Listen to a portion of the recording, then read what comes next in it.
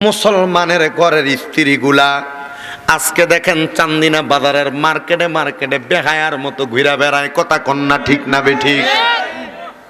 মুসলমানের মাইয়ারা রাস্তা দিয়ে হাঁটার সময় ব্যাপারটা ভাবে হাঁটে। আবার কোন ছেলে যদি মাইয়াটার ইপিজিং করে মুসলমানের ফুত্তার বিরুদ্ধে কথা বলে, এ বন্ধু খোলা আকাশের নিচে আপনার ঘরের জিনিসটা ছেড়া দিলেন, পোলাপান তো টিটকারি করবেই।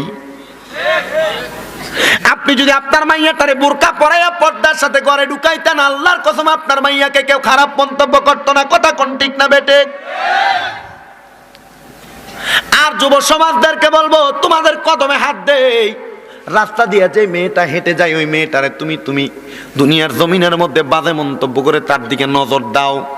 তুমি ওই মেয়েটারে যদি বাজে মন্তব্য করে নজর না দিতা, তুমি তোমার আপন মার পেটের বোন মনে করতা, তাইলে ওই মেয়েটা সম্পর্কে তোমার কোনো বাজে ধারণা আসতো না, মেয়েটা সম্পর্কে তোমার কুধারণা আসতো না। কত মা বোনেরা রাস্তায় রাস্তায় হেঁটে যান গো মা, ও মা, আপনাদের সবার কাছে আমি জানতে চাই, আপনাদের এলাকার মধ্যে যখন মানুষ পেঁপে গাছ লাগায়, গাছটার মধ্যে যখন সুন্দর সুন্দর পেঁপে ফল ধরা যায়, পেঁপে ফলগুলার মধ্যে যেন মানুষ মুখ না লাগাইয়া দেয়, পেঁপে গাছের মধ্যে কি লাগান আপনারা? কিটা কাটটা জুতা লাগান কি লাগান না? কথা কয় না। ঠুন্ডা পিঠা লাগান কি লাগান না? কালিওয়ালা সুনওয়ালা ফাইল্লা লাগান কি লাগান না? বলে হুজুর কেন লাগান? জিজ্ঞাস করলে বলবে হুজুর মুখ লাগাই দিবে, এই জন্য লাগাই। কিরে বন্ধু, তোমার গাছের দামি দামি ফলগুলাতে মুখ লাগাই দিব, এই জন্য তুমি গাছের মধ্যে কাট্টা জুতা লাগাও, গাছের মধ্যে তুমি চিরা জুতা লাগাও, গাছের মধ্যে তুমি ঠুন্ডা ফিসা লাগাও, গাছের মধ্যে তুমি সুনওয়ালা কালা ফাইল্লা লাগাও। তোমার বউটা যে এত সুন্দর, তোমার বউটার যে ফাতলা মশারির মতো কাপড় পরাইয়া সাইকোটের বাজার দিয়ে হাঁটাইয়া নিতাছ, একদিনও তো দেখলাম না তোমার বউয়ের গলার ভিতরে এইটি ঝুলাইতে। তাইলে বোঝা যায় মুসলমান তোমার টার্গেট শুধু পেঁপে গাছের মধ্যে নয়, তোমার টার্গেট হলো তোমার স্ত্রীকে প্রদর্শন করে ইসলামটাকে ধ্বংসের দিকে নিয়ে যাওয়া, কিয়ামতের আলামত গুলা প্রদক্ষিণ করা। আপনারা জবান খুলে বলেন, কোন মুসলমান যদি ইসলাম ধর্মের উপরে সঠিকভাবে প্রতিষ্ঠিত থাকে, এই মুসলমান কোনোদিন তার ছেলে মেয়েকে, কোনোদিন তার স্ত্রী মেয়েকে বোরকা ছাড়া রাস্তার মধ্যে বাইর হইতে দিবে নাকি? মুহাব্বতে বলেন দিবে নাকি? তাইলে বোঝা যায় যারা তার স্ত্রী এবং মেয়েদেরকে বেপরোয়াভাবে বের হতে দেয়, তারা মুসলমানের কাতারে পড়ে না, আর যদিও পড়ে তারা ফাসিকের অন্তর্ভুক্ত হয়ে যায়। এই জন্য কদমে হাত দিলাম, ও মুসলমানের মাইয়ারা, ও সাইকুটার আম্মুজিরা, জানি আগামী বছর শামীম ব্রাদার দাওয়াত দেওয়ার কথা কইলে, ফুলাফাইন সাইল কালেকশন করতে গেলে শামীম ব্রাদার কথা শুনলে আপনারা সাইল দিতেন না, কালেকশনের টাকা দিতেন না। আল্লাহর কসম শামীম ব্রাদার কোনো মাহফিলের দাঁত ধারে না। একটা কথা মনে রাখো আম্মু, আপনি যদি জাহান্নামে যান আমার কোনো লস হবে না, আপনি যদি জান্নাতে যান আমার কোনো লাভ হবে না। তবে আমার একটা বিশ্বাস, আপনারা যদি জাহান্নামের রাস্তা থেকে ফিরাইয়া জান্নাতের রাস্তা ধরাইতে পারি গো আম্মু, একই সাথে একই জান্নাতে আমার আল্লাহ পাকের নবীর সাথে থাকবো। আপনারা জবান খুলে বলেন, আমরা মুসলমান হিসাবে ইন্তেকালের পরে আমার নবীর সাথে জান্নাতে থাকতে চাই কারা কারা? হাত তুলে আল্লাহকে দেখায় দেন। মনোযোগ দিবেন, মনোযোগ। বলে মেয়ে, তুমি তোমার চুলগুলা কি স্ট্রেট করার পরে রাস্তার মধ্যে কেন হেঁটো? মেয়ে বলবে, এইভাবে চুলটাকে স্ট্রেট করে রাস্তায় রাস্তায় হাঁটলে আমাকে বড় মডেলিং মনে হয়, আমাকে বড় স্ট্যান্ডার্ড মনে হয়, আমাকে আধুনিক মেয়ে হিসেবে মনে হয়। যদি বলো যুবক, ও যুবক, তুমি যে রাস্তা দিয়ে হাইটা চলে যাও, তোমার মতো কত মানুষ তো মাথার মধ্যে চুল রাখতেছে, তোমার চুলের স্টাইলগুলা কেন এমন? মুখ দেখাইতে পারবেন না। যুবককে জিজ্ঞাসা করেন, আপনার মাথার মধ্যে এত সুন্দর চুল, আপনি কেন চুলের একটা অংশ মাত্র ৬-৭টা চুলকে আলাদা একটা কালার করে নাই? আপনার মনে হয় আমার কথাটি বুঝতেছেন না? কষ্ট হইতেছে আপনারা? আমার কথা বলতে অনেক কষ্ট হচ্ছে। আমি ওয়াজ যা করবো তা কাজে লাগার মতো ওয়াজ করবো, আমি শুধু সময় নষ্ট করবো না, যতক্ষণ বলবো কাজে লাগার মতো বলবো। আপনারা বসবেন তো ইনশাআল্লাহ? আসেন তো ইনশাআল্লাহ ততক্ষণ? আল্লাহ আমাদেরকে বোঝার তৌফিক দান করে। আমি ওয়াজ শুরু করছি না, আমার ওয়াজ শুরু করলে আমি মিলাদ শরীফ পড়ামু, জিকির করামু, এরপরে আবার ওয়াজ করামু। আপনারা কি যাবেন? যাবেন আপনারা? সাইকোট মোটামুটি অনেকদিন পরে আসছি, আরেকটা মাহফিল মনে রাখা হয়েছে এই অল্প কয়েকদিন, জানুয়ারির 11 তারিখের দিকে কোথায় জানি সাইকোটে। তবে আমি খুব কম পারতেছি, এবছর বেশিরভাগ প্রোগ্রাম মনে হয় বরুরাতে দিচ্ছি, যতটুকু আল্লাহ পাক কবুল করতেছেন। আমি কম আসি, কিছু মাহফিলের ওয়াদা নিয়ে লড়চড় হয়েছে আপনাদের এলাকার আশেপাশে, এজন্য এয়ারপোর্ট থেকে আর আসিনি এই এলাকাটাতে। দাওয়াত দেয়, দাওয়াত দেওয়ার পরে একটু লড়চড় করে, মিথ্যা কথা বলে, এজন্য আর এই অঞ্চলে আসিনি। কিন্তু যথেষ্ট পরিমাণ মাহফিল করছি আমি চান্দিনাতে। গভীর মনোযোগ দিবেন। যুবকদের চুলের স্টাইল, কথা তো এদিকে ছিলাম নাকি? আপনারা রাগ করেন না যুবক ভাই, অথবা আপনি মনটা খারাপ করে এখান থেকে চলে যাবেন। যাদের চুল লম্বা তারা মাথা লুকাইতেছে, মাথার চুলগুলার এমনি ঢাকনা দিয়ে ধরে রাখতেছে, কোনো অসুবিধা নাই। আপনি আজকে বসেন, যদি ভালো লাগে আমার কথাগুলো আপনার কাছে যুক্তিযুক্ত মনে হয় আপনি মানবেন, যুক্তিযুক্ত মনে হলে মানার দরকার নেই। কথা বোঝে না কেন?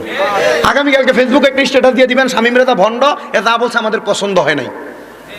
আর যদি ভালো লাগে, স্ট্যাটাসের দরকার নাই, আমাকে ভালো বলার দরকার নাই।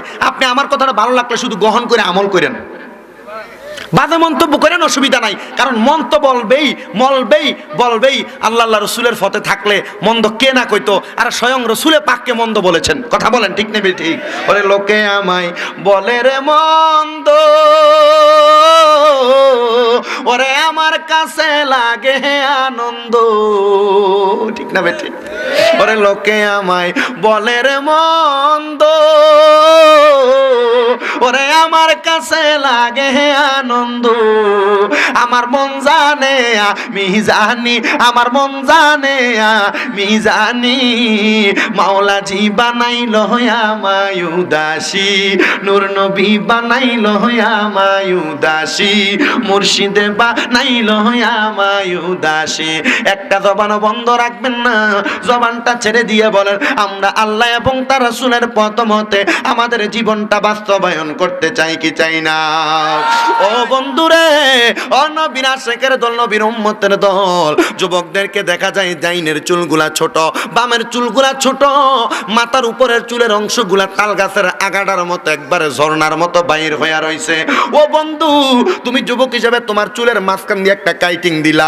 আবার অনেক যুবককে দেখা যায় চুলের মাঝ বরাবর থেকে নিজের ডান দিকের অথবা বাম দিকের ব্রুটার মধ্যে একটা আগ দিয়া দেয়, দাগ দিয়া দেয়, খুঁট দিয়া চুল কাইটা ফেলে। ও বন্ধু, তুমি যে তোমার ভ্রুগুলা পালাইয়া দিলা, একটাবার কি চিন্তা করো না তোমার কি অবস্থা হবে? ও বন্ধু, আল্লাহ তোমার যেমন অবয়ব দিল গো, তাইলে তুমি তো এই অবয়বটাই আমার আল্লাহর কাছে এমন ভাবে দিতে পারলা না। ও যুবক, তোমাকে আমি কদমে হাত দিয়া বলি, তোমার কদমটা আমার কাছে দাও, শামীম রেজা জিব্বা দিয়া তোমার কদমটা পরিষ্কার করে দিব। তবুও তুমি ইসলামের পথ থেকে দূরে যাইও না, তবুও দিনের পথ থেকে দূরে যাইও না, তবুও আল্লাহর কোরআন এবং নবীদের হাদিসের পথ থেকে তোমরা দূরে যাইও না। দেখবা তুমি যদি সুন্দরভাবে চলতে পারো, আমার আল্লাহ পাক রব্বুল আলামিন তুমি যুবকটার জান্নাতের মধ্যে সর্বশ্রেষ্ঠ স্থান দিবে। তুমি যুবক তো জানো না, তুমি মুরব্বীরা তো জানো না তোমাদের জন্য কেমন জান্নাত অপেক্ষা করতেছে। আল্লাহর নবী কয় আল হাসানু ওয়াল হুসাইনু সাইয়্যিদা শাবাবি আহলিল জান্নাহ, জান্নাতের যুবকদের সরদার যিনি তিনি হলো ইমাম হাসান আর ইমাম হোসেন। তোমার জন্য ইমাম হাসান হোসেন অপেক্ষা করতেছে জান্নাতে যাওয়ার জন্য। যদি তোমার মাটি দেয়, তোমার মুখের দাড়িগুলা ক্লিন শেভ করা, তুমি কবরে যাইবা। খোদার কসম, হাসরের ময়দানে নবী যদি কয় আমি তোরে চিনি না, নবী যদি কয় তোমারে আমি চিনি না, তোমার কোনো জবাব নাই। আল্লাহর দোহাই লাগে, আল্লাহর দোহাই লাগে রে যুব সমাজ, পরিবর্তন হইয়া যাও খ্রিস্টান ইহুদিদের মতো তুমি তোমারে সাজাইও না।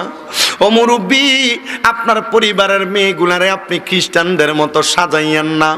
আল্লাহর কসম, এই দুনিয়ার জমিনের মধ্যে আপনারা যেমন ভাবে চলেন না কেন, একটা জিনিস মনে রাখবেন, হেদায়েতের রাস্তাটার মধ্যে যদি চলতে চান, যদি আল্লাহ এবং নবীর পথে চলতে চান, আপনাকে এমন একটা পথের মধ্যে চলতে হবে যেই কিতাবের কথা আল্লাহ বলেছেন হুদাল লিল মুত্তাকিন। মুত্তাকিন।